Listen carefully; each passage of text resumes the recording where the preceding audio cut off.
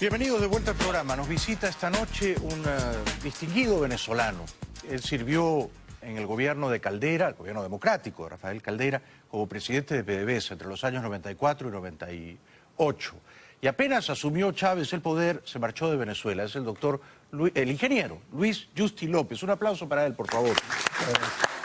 Gracias. Bienvenido, bienvenido, Luis. Bueno, ¿cuán grave es la crisis de PDVSA comparada a esa empresa con lo que era cuando tú fuiste presidente? Tú fuiste presidente de PDVSA hace casi 25 años, ¿no? Sí. Del 94 al 98. Sí. Cerramos en el 99, que era donde cerraba el ciclo, pero fueron esos... Sí.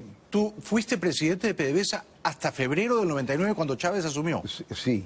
Sí, porque el presidente Caldera, a quien yo le pedí que me aceptara la renuncia, una vez que Chávez ganó las elecciones, me dijo que con una sola condición, que me quedara con él hasta el último día. Y yo cumplí con eso, y en efecto, el día que estaba siendo juramentado Chávez, yo estaba en un avión para los Estados Unidos. ¿Chávez no te pidió que continuaras? No. Yo me reuní con Chávez un par de veces y desde el principio lo pude leer, y lo digo con mucha humildad, pero estaba claro que era un tipo con doble discurso y además muy ignorante y con una especie de apetito terrible. Se creía una especie de, no sé, personaje continental, vamos a llamarlo así. Entre aquello que pudiste leerle en esas dos reuniones, ¿pudiste avisorar el tamaño de la crisis que sobrevendría en tu país? Yo diría que no. Yo sí anticipé que vendría un deterioro, que las cosas no iban a ser igual. ¿Por qué? Porque en la campaña electoral lo había dicho con claridad, ¿no? Y además tenía la costumbre de apoderarse de lo bueno, supuestamente porque él de alguna manera lo estaba haciendo, y calificar de malo todo lo que había alrededor, que era lo que venía de verdad en ascenso y además fortaleciendo la economía en Venezuela. En tu época de presidente de PDVSA, primero, el mundo compraba bonos de PDVSA, ¿no es cierto? Sí, nosotros hicimos esa primera diligencia que permitió que se compraran los bonos. Por, digamos, ¿cuántos billones de dólares recaudaron? No, fueron como unos, digamos, no tanto al principio, la gente no estaba acostumbrada, eran papeles de renta fija, pero sin embargo la gente los vio con muy buen apetito y hubo alrededor de unos, yo diría, unos 4 o 5 millones de personas que compraron los papeles. Los bonos de PDVSA, yo lo recuerdo. Sí.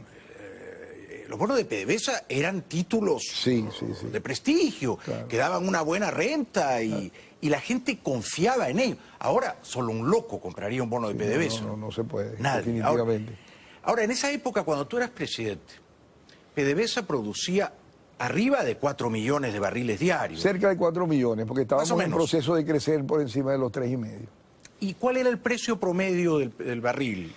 El último año era como unos 8 o 9 dólares por barril, debo decir. Sí, porque lo que ocurrió fue que la crisis del mundo asiático no se pudo anticipar. La mayoría de los países no se dieron cuenta de lo que estaba pasando ahí. La demanda petrolera venía creciendo desde hacía 4 o 5 años. La mayoría de los pronósticos indicaban que en el año 98 también habría un crecimiento de 1.800.000 barriles por día o algo así, y vino el colapso. Nosotros tuvimos una reunión en Yakarta en donde entendimos lo que venía, lo que digo la OPEP en ese tiempo, ¿no? O sea que te tocó, perdona que te interrumpa, una época de precios no muy buenos. No, tuvimos precios no muy buenos. Sí. Al principio fuimos mejorando un poco los precios, pero después nunca fueron a los niveles, pero ni de lejos, pues. Sin embargo, la producción era buena, había reservas, los bonos despertaban confianza en los mercados y PDVSA era una institución respetada. Sí, ¿no? De hecho, la capitalización del mercado de PDVSA llegó a 200.000 millones de dólares. Valía eso, 200.000 millones. Bueno, muy pocas empresas en el mundo pueden decir, valemos eso. Era una de las empresas más ricas del mundo. Sí. ¿No? Estaba considerada la número 2 después de Saudi Aramco, y Saudi Aramco más que todo por el volumen de reservas, que eran 280.000 millones de barriles. Venezuela tenía menos, pero desde el punto de vista de la complejidad de la empresa, con las refinerías, los sistemas de mercadeo y todo lo demás, los sauditas eran más primitivos. Bueno. Cuando te fuiste, el barril estaba en, no sé, 8, 9, 10 dólares. ¿A cuánto llegó en su precio más alto en la época de Chávez? Bueno, llegó a $150 por barril. $150 por barril. ¿Qué años fueron esos? Estos fueron, vamos a decir, año 2000, 2002, por ahí. Primeros años de Chávez. Sí, los primeros años de Chávez. Antes de que él capturase PDVSA. Sí, desde el principio empezó más o menos a infiltrar. Sí, por supuesto, infiltrar en los nombramientos. Al mismo tiempo a PDVSA se le empezaron a exigir una cantidad de cosas que no eran de la incumbencia de una empresa como esa, que tiene que dedicarse precisamente a producir el barril, a refinarlo, a comercializarlo, pero sí venía influyendo y metiendo gente. En una sola ocasión puso una persona y una propuesta y aceptó no ponerla, pero de resto siempre pasó, como decimos nosotros, pasó la aplanadora, ¿no? Ahora, esa aplanadora lo que ha hecho es aplastar a la empresa, ¿no? Porque si en tu época podían llegar a estar cerca de los 5 millones de barriles diarios, ahora no llegan a la tercera parte, no llegan a 1,5 millones diarios, ¿correcto? Sí, correcto, esa es la situación en este momento. Pero además, ese 1,5 millones de barriles que se producen diariamente, ¿se venden todos o una parte de esos ya están vendidos? En el caso de los Estados Unidos, que siempre fueron, muchos de los barriles siempre fueron a los Estados Unidos por una razón muy clara y precisa, ¿no? Las refinerías de la costa del Golfo de los Estados Unidos, que son como 50 refinerías, invirtieron en capacidad de conversión profunda y para comprar la materia prima más barata en el tiempo. Y los crudos venezolanos son en general pesados. Entonces había ese mercado. Nosotros en los tiempos nuestros mandábamos algo así como entre 6 y 7 millones de barriles por día y competíamos con México y con los sauditas. Ahora, hoy en día se mandan 400.000 barriles por día y esa factura sí se paga. Los Estados Unidos sí. Pero esa es más o menos la tercera parte de lo que se produce. Sí. ¿Solo la tercera parte de lo que se produce se vende a la refinería de Estados Unidos? Sí, ¿correcto? Exactamente. Y deja dinero en efectivo. Y deja dinero en efectivo. Que pueden ser 30, 35, 40 millones de dólares diarios, más o menos. Sí, puede ser, correcto. Es una cifra más o menos, sí. ¿Y el resto? Hay unos 700.000. ¿A dónde se va? Hay unos 700.000 barriles por día que se van hacia la China, ¿no? Y en la China, al principio, se suponía que le prestaban dinero a Venezuela. Y ahora ya los chinos no prestan más. No prestan. Y esos barriles, 700.000, que no son pocos, se van a la China, pero la China no paga por ellos porque ya pagó. Porque ya, exactamente. Es deuda que tiene. Es deuda que supuestamente se está limpiando con esos 750.000 barriles por día que se mandaron en promedio el año pasado. Y debe estar más o menos por ahí. ¿Los rusos, los indios, reciben petróleo venezolano? Sí, pero en realidad muy poco porque Venezuela se ha ido quedando sin petróleo. De hecho, no sé si has leído las noticias de que de las 7 refinerías que hay en Venezuela hay una sola que está operando. Y la razón es muy sencilla, más allá de la pérdida de eficiencia, el deterioro de las instalaciones, no está operando porque no hay petróleo para procesar. Entonces, si Venezuela tiene necesidades de gasolina, que por cierto es muy escasa. La importa de Estados Unidos, La importan, por supuesto, la importan, entonces las otras refinerías están paralizadas. 6 de 7. Sí. Ahora, explícanos por favor, y te ruego que tengas paciencia y compasión, porque nosotros, el público, no somos personas instruidas, duchas en la materia como tú. ¿Cómo es posible que Venezuela tenga que comprarle gasolina a otro país? En este caso, Estados Unidos. Eso no tiene una explicación racional. ¿Por qué? Pues, bueno, todo es por la ruina que está viviendo el país, ¿no? Este es un gobierno que está totalmente arruinado, ¿no? Desde el principio empezó a gastar el dinero. Por ejemplo, el petróleo se regalaba a todas las islas del Caribe, se regalaba por supuesto a Cuba, Cuba era la primera en la lista, se regalaba a Nicaragua, se regalaba a muchos de los países, a Bolivia. Yo recuerdo que Chávez en una ocasión, con Evo Morales al lado, cuando ganó la presidencia, le dijo: Evo, no me debes los 30 millones de dólares que te di.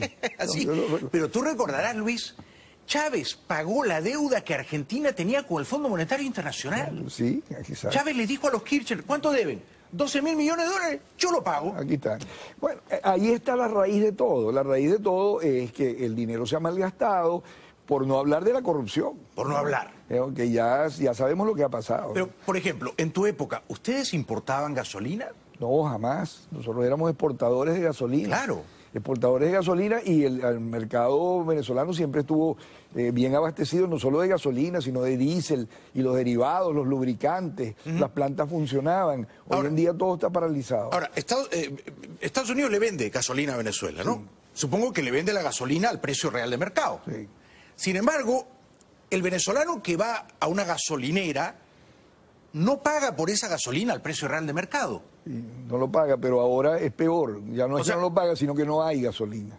¿En serio? No hay gasolina. En estos días, 50, 60, 80 automóviles en cola en las estaciones porque la gasolina no llega. ¿Cuál es el precio de un litro de gasolina? ¿Se mide por litros? Sí, sí, por supuesto, en el mercado interno, bueno, hoy en día yo honestamente ni siquiera sé cuánto es.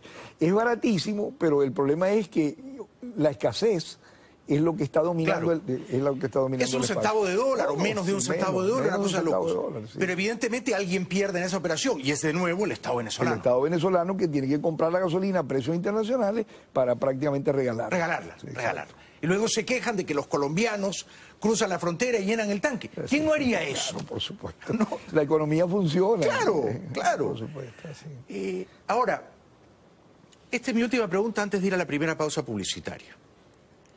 Si Trump te pidiera un consejo y te dijera, Luis, ¿cómo puedo ayudarlos a ustedes los venezolanos? ¿Dejamos de venderle gasolina a Maduro? ¿Nuestras refinerías dejan de comprarle petróleo a Venezuela? ¿Tú qué le aconsejarías? Es una respuesta un poco difícil, porque uno tendría que examinar la tragedia que está viviendo la gente allá y si pudiera o no una medida como esa dar la vuelta en todo lo que está pasando para lograr un cambio en un plazo razonable. Esa yo diría que es la mayor preocupación. No hay que olvidar que en Venezuela se ha metido el narcotráfico, ¿no? Porque el narcotráfico, que ahora no se ve muy claramente porque no está cerca de la frontera de Colombia, sino que se ha ido tierra adentro hasta los estados del sureste de Venezuela. ¿Cuánto está ese narcotráfico representando para la dictadura venezolana? ¿No te apurarías entonces en aconsejar dejen de venderle gasolina, dejen de comprarle petróleo? ¿No lo ves tan Viviendo fácil? La tragedia que ustedes con mucha claridad han expuesto en las pantallas esta noche es una indicación de por qué es tan difícil la decisión o la recomendación. El primer impulso, cuando, por ejemplo, Trump dijo no descartamos la opción militar, el primer impulso fue muy positivo. Caramba, hay alguien que lo está diciendo. Sí. No, pero después entonces ocurre que hubo inclusive gente de la oposición que salió a rechazar categóricamente esto, como si eso fuera una ofensa a la autodeterminación de los pueblos. Entonces también hay ese otro factor. Ciertamente. Yo, si fuera él, diría no descartamos el diálogo como último recurso. Sí. Pero el uso de la fuerza será prioritario. Absolutamente. Sí. Estoy de acuerdo contigo. Sí. Regresamos con Luis Justi López, un brillante venezolano, es presidente de PDVSA. Un aplauso para él, por favor. Ya volvemos. Gracias. Estoy conversando esta noche con el expresidente de PDVSA, Luis Justi. Luis, Rafael Ramírez, que fue presidente de PDVSA largos años, ¿no? Yo creo que alrededor de 10, Sí. ¿no? Ha caído en desgracia. Maduro quiere meterlo preso, se ha escondido, se presume que está en Italia o en Europa. Rafael Ramírez y su equipo, su entorno, ¿robaron, saquearon PDVSA? Sí, absolutamente. 10 años de uso discrecional de los recursos. Chávez, que hoy en día se habla del eterno comandante y todo lo que sea, ese es un tipo que desde el principio dio instrucciones para que se aprovechara el dinero de PDVSA, y ya tú sabes que eso ha ido a cuentas personales. ¿Ramírez robaba para Chávez principalmente y marginalmente para él y su familia, o robaba a espaldas de Chávez? No, yo creo que a espaldas de Chávez no había nada. Claro. Sí, no, todo eso era con el concurso de Chávez. Y quizás muchas de las cosas que se hicieron por órdenes de Chávez. ¿Y dónde estará ese dinero mal habido? No, ese dinero debe estar en cuentas internacionales, en muchos lugares del mundo, aunque hoy en día pues les han cerrado el cerco a muchos de estos personajes, porque ya sabemos que en el caso de Maduro, por ejemplo, que le han confiscado cuentas, sí, y a muchos de los de su entorno y los que quedan, porque ahora se están peleando unos con otros, sí, sí, pero todos son del mismo equipo. Sí, sí, caimanes del mismo pozo. Exacto. Muchos abrían cuentas en Andorra, ¿no? Sí, Andorra. Pensando que ahí estaban a buen recaudo. Pero sin embargo ya tú ves que hoy en día el sistema bancario ya ha reaccionado diferente y hay largas listas Sí, sí. de chavistas, de Chávez o de Maduro, de quien sea, que les han quitado esos recursos. Los sueños de Maduro, irse por el mundo con su dinerito y tal, hoy en día se fueron. ¿Cómo robaban exactamente? Es decir, ¿vendían el petróleo a sobreprecio? En realidad para mí es muy difícil saberlo, debo decir, ¿no? Porque casi todas las cosas que se dicen en Venezuela, que se tratan de poner como buenas, en el fondo son malas y mucha gente se las cree, pero en realidad no hay información fidedigna que se conozca. Entonces yo no sé cómo lo hicieron, pero maneras de hacerlo hay muchas, porque el petróleo es una cosa que primero deja muchísimo dinero en sí mismo y la mayoría de los materiales que se utilizan son materiales costosos. Hay maneras de robar también con las comisiones, porque si hay que comprar, sí. Entonces presumo que hay mecanismos, muchos mecanismos, pero no sé exactamente cómo lo podían hacer. ¿Se ha hecho el cálculo de cuánto pueden haber robado a PDVSA estos 20 años? Se hablaba de una cifra en unos 10 años del orden de 100.000 millones de dólares. Pero de allá para acá, hoy en día, francamente, no sé. Yo creo que prácticamente se roban todas, ¿no? Porque... Sí. Y puede quedarse corta la cifra de 100.000 millones de dólares, ¿no? Sí, yo estoy hablando de un periodo de unos 10 años, sí. De la época de bonanza, de esplendor. Sí. Ahora, si en la época de gloria de PDVSA, en tus años de presidente, valía 200.000 millones de dólares, ¿cuánto valdrá ahora? No, hoy en día la compañía está casi, no está en bancarrota únicamente por tratarse de una empresa del Estado, que nunca la va a declarar en bancarrota del Estado. Pero hoy en día... Pero está quebrada. La compañía, sí, la compañía no tiene... Si tú examinas la deuda, hoy en día no pueden pagar los rendimientos de los bonos, los chinos ya no quieren prestar dinero, han bajado los niveles de producción, los salarios son de $5 por mes. La gente se quiere ir. Los trabajadores esa es la definición de una empresa... Está quebrada. Y la dirigen militares, ¿verdad? Y militares, y nada que ver con que los militares puedan ser buenos o malos. Sí. Militares que no saben nada de esto. Ahora, Luis, mirando el panorama general, no solo PDVSA, ¿cómo salimos de esto? Debo decir que es muy difícil de contestar esta pregunta, ¿no? Lo que sí es definitivo es que aquí estamos en presencia de una decisión binaria, ¿no? Aquí no es que nos vamos a entender, aquí que nos vamos a poner juntos a ver qué hacemos y tal. Aquí es o los que están ahí se van o no hay forma de resolver esto. Y lo mismo aplica para lo que pudiera ser, en caso de que hubiera un cambio, el tratamiento de la cosa petrolera, de los asuntos económicos, de qué se podría hacer con el país. Aquí estamos hablando de, tú sabes, un cambio total. Venezuela está hoy en día destruida. Y eso no lo digo yo, eso ustedes mismos lo han definido con claridad, todo el mundo lo sabe. Entonces, ¿qué crees que va a pasar después del 20 de mayo? ¿No?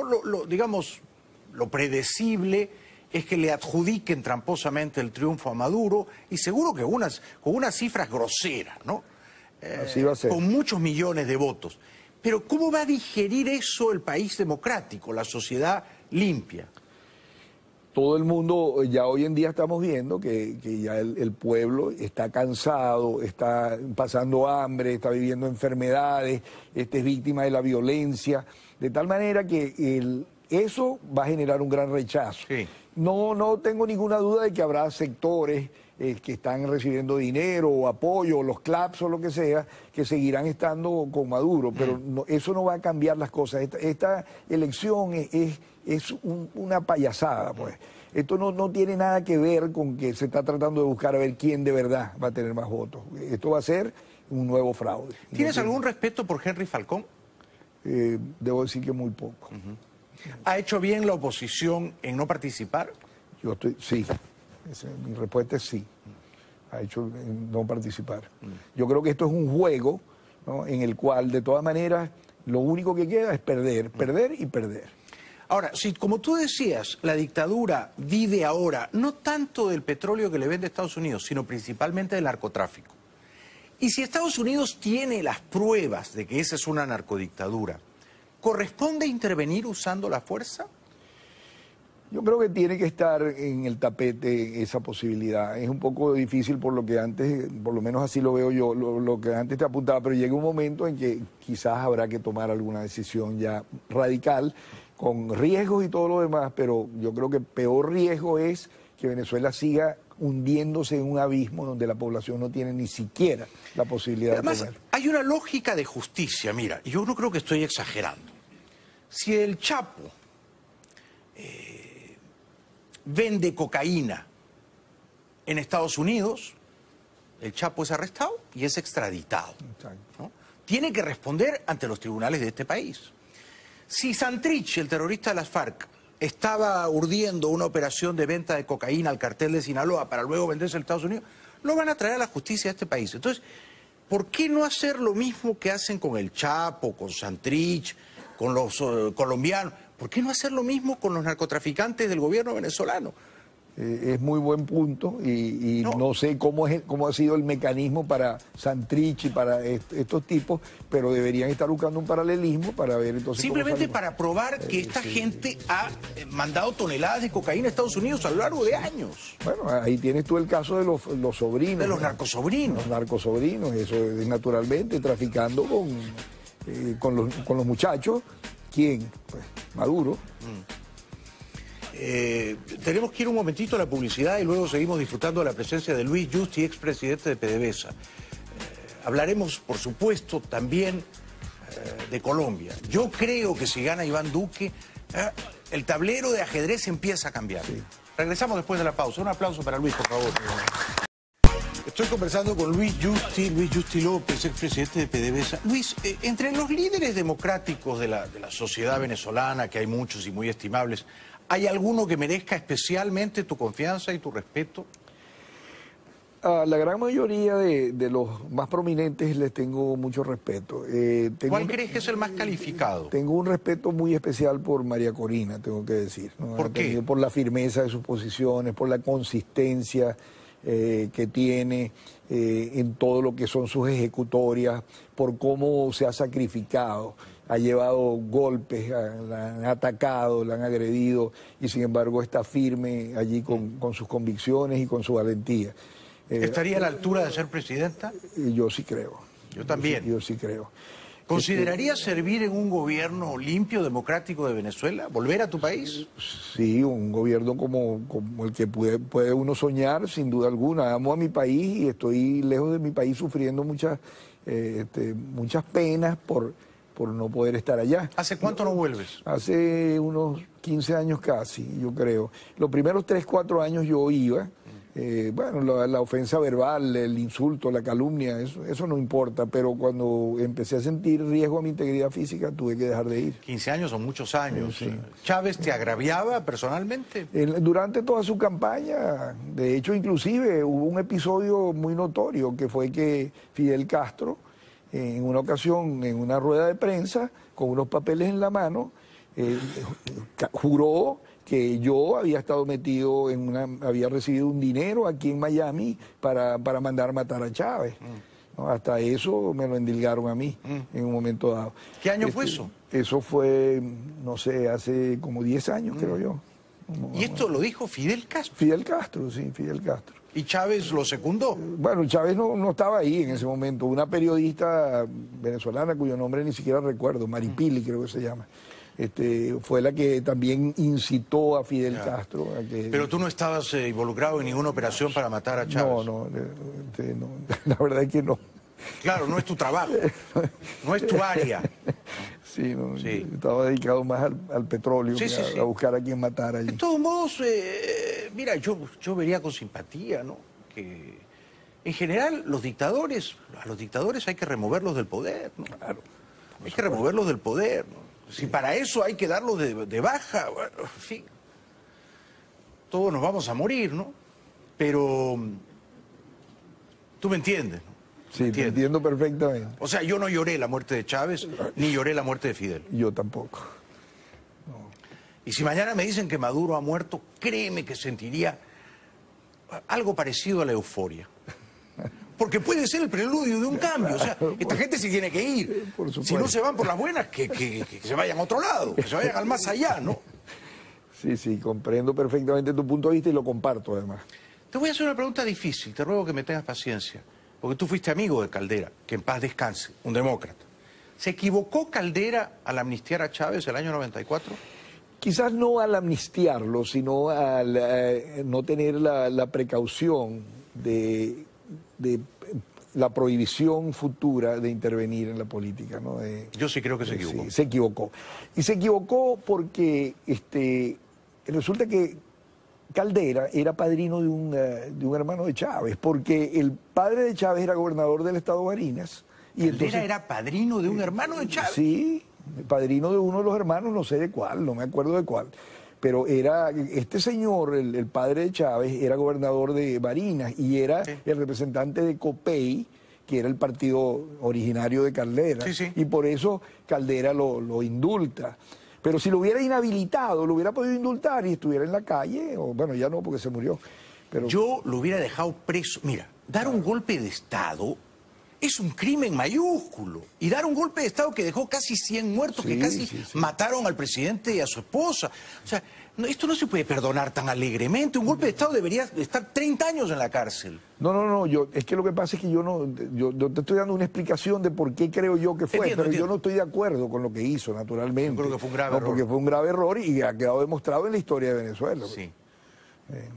Pero no, tienes toda la razón. Un hombre que dio un golpe de Estado.